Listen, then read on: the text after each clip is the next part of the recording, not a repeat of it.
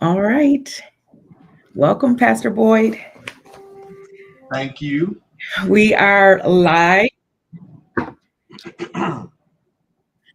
What Let, up, though? Can you hear me? yes, I can. Excellent. Thank you so much for having me tonight. How are you doing this evening? I'm doing pretty good. Had a little bit of feedback. So, this is our second episode of Kingdom Visionaries. I'm really excited about this short summer series that we have put together, where we sit down with people like yourself and uncover real journeys of leaders who refuse to settle for less than what God intended for themselves. And so I'm really excited about having you on tonight, Pastor Boyd. You are the pastor of Ark Detroit, a fledgling, I don't want to say fledgling, but a robust ministry. I know a lot of people that go there.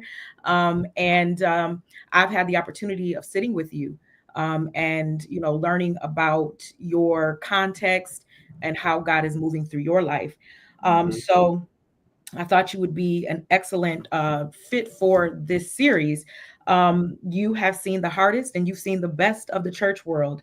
You're an attorney, you're a pastor, and you've been around enough to see the wisdom of the older generation and be able Mhm. to carry that into this generation. And so I wanted to sit down with you, pick your brain. As people put things in the comments in the chats, if we're able to do so, we'll field some questions, but we've got 30 minutes, so I'm going to let you say, something to welcome the people, and then we're going to jump right in. Anything that you want to Amen. say? Well, first of all, thank you so much for inviting me tonight. I am honored to be a part of this Kingdom Visionary series. Yeah, we sat together this year, worked on a dynamic campaign for our church, and I just became so enamored with the way that you think about things. I told you that earlier today. Mhm. So I love to be around great thinkers, and I am honored to be a part of this. And I hope I can add something else wonderful to the great things people are going to hear. Shout out to everybody listening out in YouTube and Facebook and Instagram land, to my church, to the Ark Detroit, to my wife Kyra, to all my babies and all of my family members at the Ark Detroit. Also, my International Gospel Center family, love them as well. So we out here. Let's go. So we out here. Let's do it. All right. Question number one. When did you first recognize the gap between what you saw in great leaders and what you knew God was calling you? We're going to start off hard today. We're going to go right into the thick of it. That's a significant thing. And that was the crux of a conversation that we had very recent. The greats who have done great exploits, and you saw them not fully walk in, work life balance and healthy, home life balances. And that painted some things for you, but then you walked into a different revelation and you're bridging the two worlds together. Talk to me about that. Yeah, that's interesting. I think I've talked about this. That's why I told you I love the way you think about things. When I was younger, I would think a lot about this from the vantage point of the quote unquote great men of God that I grew up idolizing and being fascinated by. People like Apostle Richard D. Hinton, Apostle Charles O'Miles, and Apostle Arturo Skinner were names, and that was a name I never met. Arturo Skinner. He passed away before I was born, but he was very. My father was close to him, and he was one of Apostle Miles' great friends and partners. And I think at some point in the '90s, I started to rethink greatness. I think that Mm, greatness to me when I was young was all about how miraculous a person's ministry was or how talented they were, very external things. But I think as I began to get older, I started to kind of rethink it and really understood greatness much more from a relational standpoint. So we have to kind of define what greatness is, right? mm, So for me, it wasn't necessarily about seeing people do anything wrong. It was just an understanding that our generation was a lot different, you know. mm, If you think about what we think is greatness has really changed even from a secular standpoint, popular culture. We don't, because of the advent of the internet, we have people are so exposed now. We don't have the world of quote unquote greatness that we grew up in. Just look at Michael Jackson, Michael Jordan. You had these icons, these singular icons, and I tell my children all the time, if y'all didn't get to see Michael Jordan or see Michael Jackson, for example, there's no way I can explain to you how big they were, because the world is just different, and so what is greatness now? And I think greatness now is much more qualitative than quantitative, much more about who is around you, who you can connect with, so it wasn't a singular moment per se. It was just a time that shifted, and I recognized that time. And so for me, I don't chase that. I'm not trying to recreate the wheel. I'm not trying to be Apostle Skinner or Apostle Miles, and the Lord's dealt with me about that even in our ministry. I grew up in a deliverance ministry, and deliverance was kind of the third wave of Pentecostalism, classical deliverance in the way of A. Allen. You see a lot of these ministries now, they call themselves deliverance ministry. We were kind of at the beginning of that in the 50s and the 60s. And I came along in the late 70s, obviously. But what we thought was greatness, even in deliverance, the Lord, was showing me, because I was thinking about, well, man, I don't know if I have the kind of ministry that those guys had. We grew up in the church. We cast out demons every week. People were healed in a dynamic way. This is the life I live, and this is not something I make up. So when people talk about, well, we got to do this and that to see miracles, I grew up seeing miracles. I ain't nothing. But for us, the Lord began to deal with me after listening to testimonies at the Ark. We've had multiple people who have walked into our church, and God has delivered them from suicide and suicidal ideations and clinical depression. Many people in our ministry who God has miraculously healed, but it didn't happen in an instant. They come 1 year, can't walk, and now we look a year later, they're walking and functioning fine. We've had people come, who could not conceive children, that God has healed them, and now they can conceive children. But it didn't happen in an instant like I was used to as a child. It happened in a way that is reflective of this generation, And so for me, it's really about being in the moment and not defining greatness narrowly, and letting the time define that.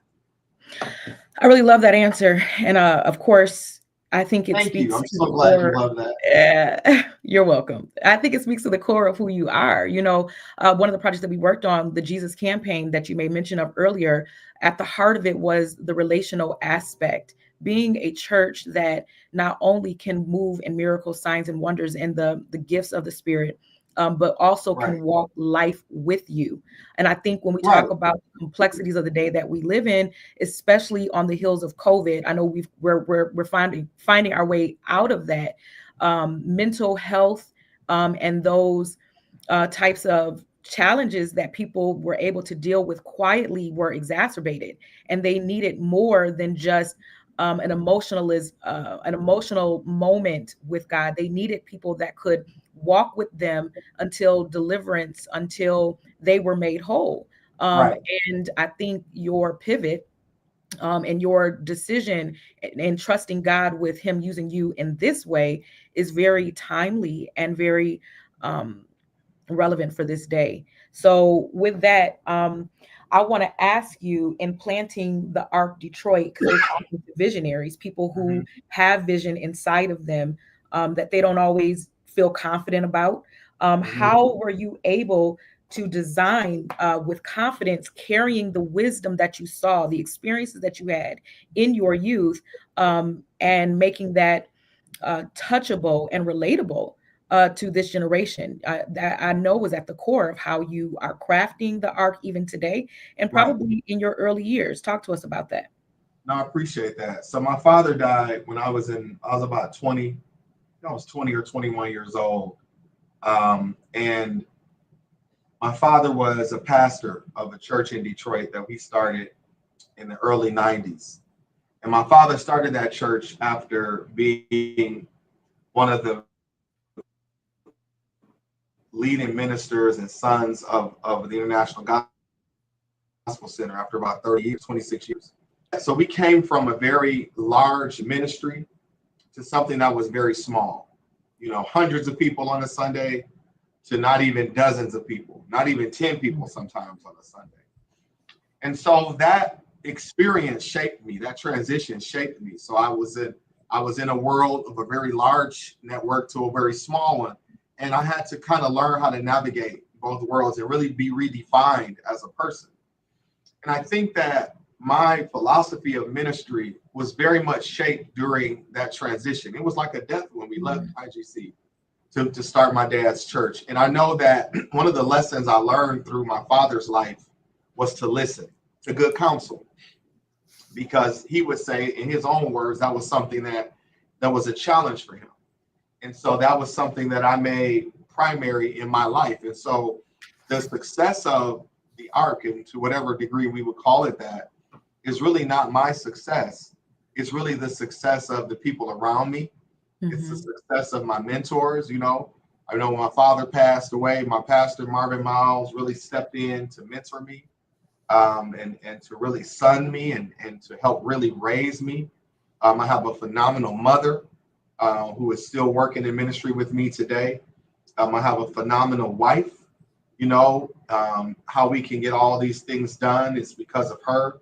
I have a phenomenal pastoral team. So to me, when you have vision, I think what has to be understood is that if it's worth doing, you're not going to be able to do it by yourself. That is You know what very I'm saying? good. So very early on, I worked to bring people around me to help me to build the vision. So that's what I would say to that. So it's listening, and it's listening to mentorship. It's understanding that I can't do this by myself. I'll stop there. If you get me to talk, and I talk all night. Listen, it's your time, Pastor. Let's talk about it. You know, you said something though that I thought was really good. Right. When you said a lot of good things, but something that stood out to me was you talked about the death in transition, and unfortunately or fortunately, oftentimes when you are building, when you're crafting, when you're building something from the ground up, you have to face many deaths. Right. You know, coming to peace with things not looking the way you thought they should look, the people that you thought would build with you, the people who you thought would carry this baby with you, not being there. Talk to us about death, specifically when building, and how did you spoke a little bit about, it's a two-part question. You spoke about that transition with your father, but as a pastor today, as a senior pastor, talk about death through the lens of your own personal experience when building the Ark. You know, what was I love it. I love that you're contextualizing death in the context of building and really growing. Yes. So I would look at death, I wish really kind of like a dying and being resurrected. It's a death and life process, except a corn of wheat fall into the ground and die, it abideth alone. But if it die, it brings forth much fruit. So I think the challenge that many visionaries have is that for those of us that have not had the opportunity to be a part of something being built, you look at a building, or you look at a ministry, you look at a business or a family even, we see it in its glory days. Yes. You know what I'm saying? But what we don't often understand is that that's not where it started. I'll never forget my dad was talking to me when I was little, and we were real frustrated, like, man, there ain't nobody at church. You know what I'm saying? Where the kids at? I'm practicing the same. Where they at? You know, where they at? And we in a little bitty building. I'm looking around, you know. I was the keyboardist. I couldn't play. You know, I'm over there, I'm playing every song in the same this key. Is so good, Pastor. So I'm trying, and I couldn't see past that. It was depressing. It was jarring. I remember he said to me, "You think that International Gospel Center was born overnight?" He said, "Boy, it started just like this." So from a very early age, that taught me how to build something. That what you see is not what you get. It's going somewhere. And in order for it to get somewhere, it's got to go through a transition. And so let's talk about it from the standpoint of teams. When we started the Ark, I had a whole different group of people that I started with than those who are here right now. But I always knew that was happening. So I never resisted. I never resisted the contribution that particular group made at that time. And I didn't resist when it was time for them to leave. I didn't fight them and we need you to stay. No, they are a part. That leaving is a part of the process of the ministry evolving. We had a situation. We launched our church in 2018 on a Sunday, had a beautiful launch. And the next day, the landlord of the building I was in called me and said I would have to move out of that building by January. We had just started the church. We didn't panic. I didn't lose my mind because I knew that dying was going to lead to another life. And it did. We ended up moving into a dynamic space over in the 6 Mile and Woodward area, which is exactly the area that I wanted to plan in. And everyone told me I wouldn't be able to get over there because there were no buildings. So if I had been so focused on this space that this landlord was giving up, I never would have been able to walk into God's blessing for my life at that time. And so I think the lesson for us, Melissa, really is understanding that you should be married to the process and not to a particular location. You should be married to the process and not the particular snapshot of what your team looks like at one time or another. They're going to change. That doesn't mean anything is even wrong, with what you're doing. I see some ministries, some businesses, sometimes they're really at the place where they need to relaunch. They need to shut down and relaunch, but they don't understand growth and development. So you'll sit in something that not just dying, it's died for years, thinking that something miraculous is going to revitalize it, and it's not. You need to do something. You have to stir the pot like a fire. I look at building very much like building fires. Once that wood starts to smoke and you don't see flames anymore, you got to move that wood around. Don't let your dream die out. Oh, that's good. Don't let your dream die out. Don't let it die. You don't let it die, because it's harder to bring it back to life than it is to revitalize something that or to refresh something. So that's what I would say to that. Oh, that's so good. There were so many things that I wanted to pull out from that, but you made a couple of statements. You said what? You're moving too slow. You better jump in. I know. You made the comment you have to be attached to the process. And right. I would love to even add to that, you have to be married to the vision, right? It should always be your anchor point. It should always be your baseline. Okay, come on. Let me jump in on that vision thing. Because what is vision? So if we think of it from in corporate America, right? Business schools have taught, now even churches, how to build. And what they'll tell you is you need to start off with a very clear vision. And you need to sit down and write that vision for beginning, middle, and end. Man, but when we walk by faith, when do we ever have the beginning, middle, and end? That part.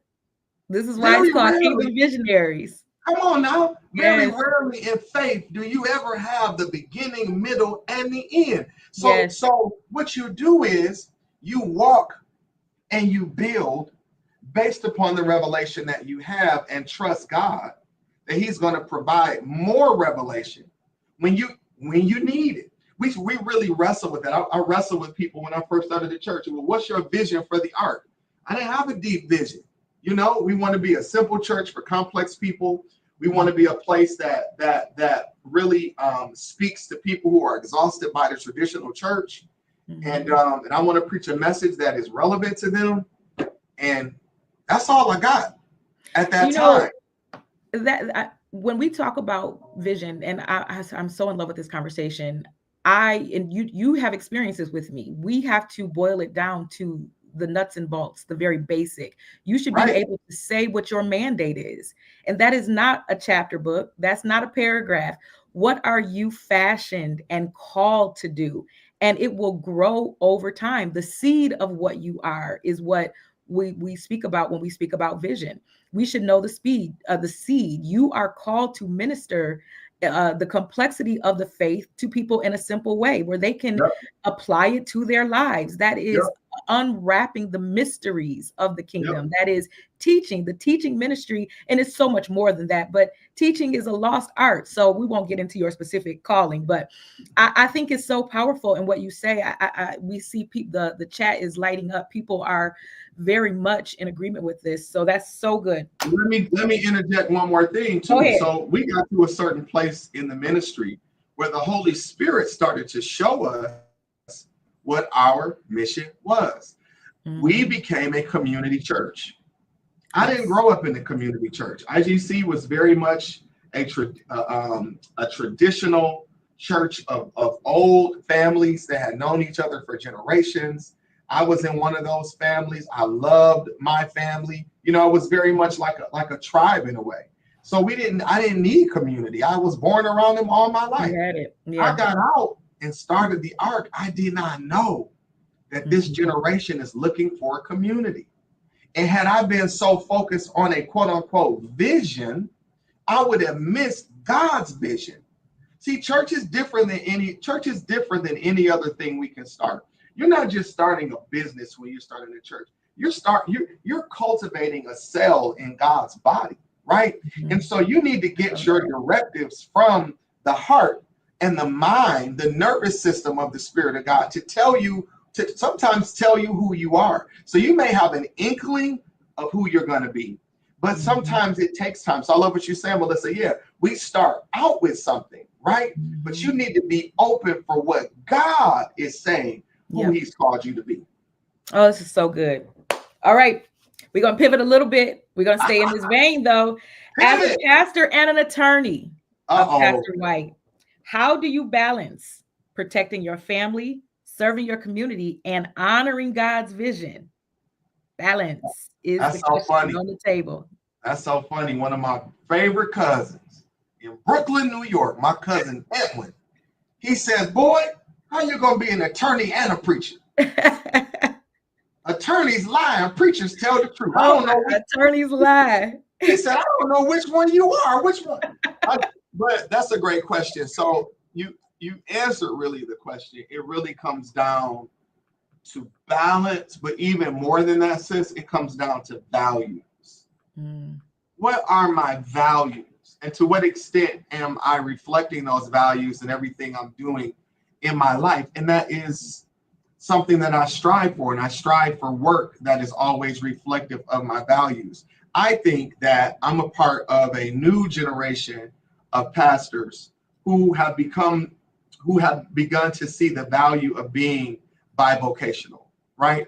And I think that there was a school of thought for a long time that being solely vocational in the ministry was God's best for us, in spite of the fact that throughout the scriptures, we see multiple bivocational ministry models. And I think being bivocational puts me in a position where I'm always confronted with the day-to-day issues of my congregation. I feel the stress that day-to-day people in my congregation feel. I understand some of the issues that they're dealing with on their jobs and in their families. Not to say that traditional pastors don't, but they're feeling it in a different way. A lot of them often, if you listen to their stories are about things they dealt with when they were working 10 or 15 years ago. You come to the Ark, I'm telling you about my boss that I got into it with the day before. You know what I'm saying? Yes. And so I know all of us are called to different people. The people that I'm called to are people who need a supremely credible individual. If you come to the Ark, you will find that most of our congregation, we're about 300 members. Most of them did not grow up in church. Most of them are college educated or they're very worldly educated. Church is a challenge for many of the people at the Ark. And so I think they come because we've created an environment of credibility. That this is an individual that I can trust. And so ultimately being able to do all that comes down, of course, to balance. But that balance is really fueled by my values, my Christian values, which get challenged in a crazy way. You know, and not just from a morality standpoint. You know, we always think about sex, drugs, and rock and roll. They can get challenged philosophically. You know, representing a client. What's my obligation to a client? To tell the truth. Sometimes I've lost clients because I've told them the truth. I hear one of my colleagues saying the truth according to Boyd White. No, it was the truth according to a lot of people. And sometimes clients don't want those kind of lawyers. Sometimes clients want lawyers who tell them what they want to hear. I am not the lawyer you want to hire who's going to tell you what you want to hear. And if I lose clients for that, it is what it is. So it's a value thing. You know, I know for a fact that you practice what you preach. You recently made a life-altering decision, a significant shift in your life as it relates, if you're open to talk about it, how your values have guided, pivoting in your life so that you could be aligned spiritually, emotionally, mentally, with your values, and that they be aligned with God's will for your life. Tell us about that in a practical way. We talk about values and it's abstract, but you actually walked it out. Tell us about the Well, emotions and the thought process and all of that. well, I appreciate that. For 17 years, I practiced law mostly on the corporate defense side. So Mhm. I represented corporations when they were sued by individuals. And I got in the large part of my practice was in the personal injury space. If someone was injured on a workspace, if someone was injured driving a vehicle by a person who was working for their company, my career was representing the companies that were being sued by those individuals. And look, I thank God for that. I learned a ton.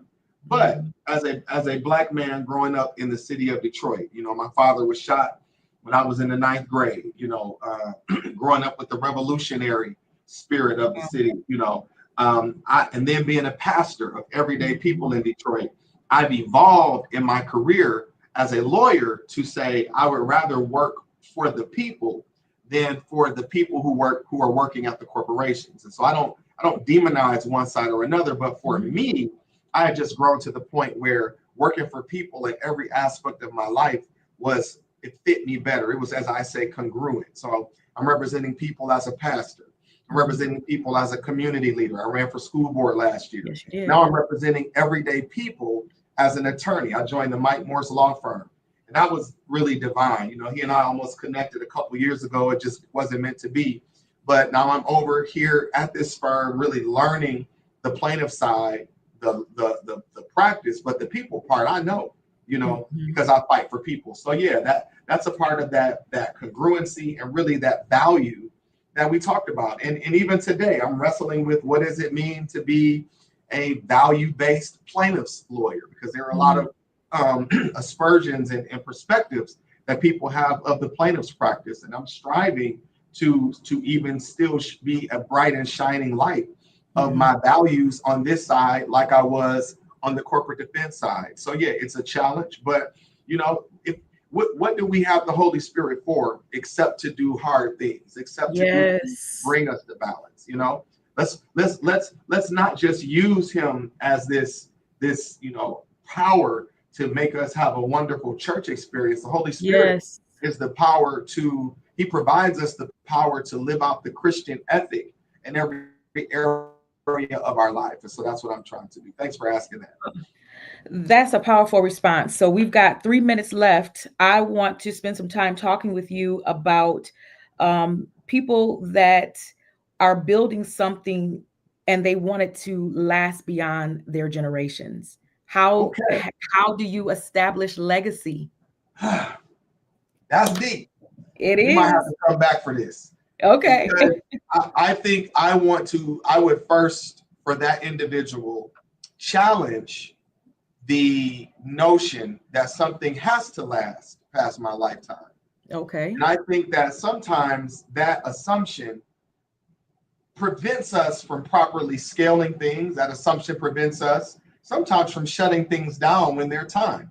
Sometimes that assumption prevents us from selecting the right leaders. We see so many churches where pastors put their children in position when those children may not carry the anointing for the very purpose of maintaining something whose time may have passed. And so I would first really challenge that assumption, and really seek to understand for that individual the extent to which what they're building is connected to God's vision for that particular thing. Let's say if we're talking about a church, or a nonprofit, what is the lifespan of this thing?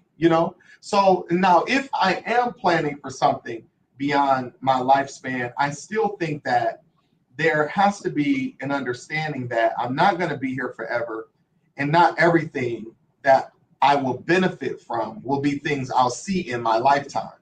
Mm-hmm.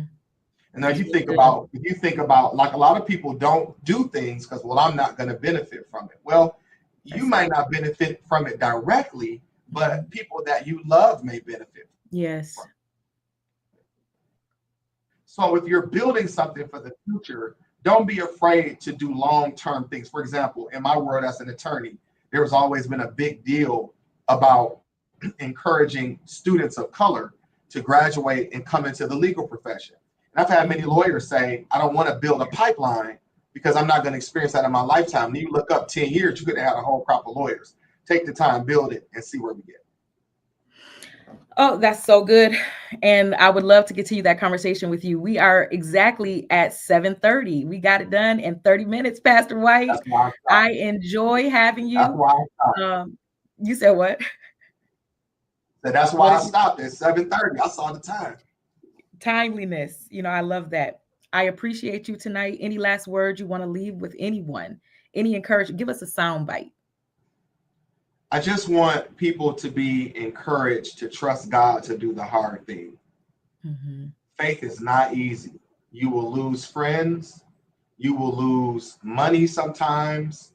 But whatever you lose, God's going to bring it back to you. And it may not be quantitative, but trust that he will do it qualitatively. He is the God of hard things. Yes, don't be afraid to trust God for the hard thing. I got to preach that on Sunday. Yeah, that's so good. We appreciate you, Pastor. We love you. And until next time, be blessed. Good night, everyone. Right.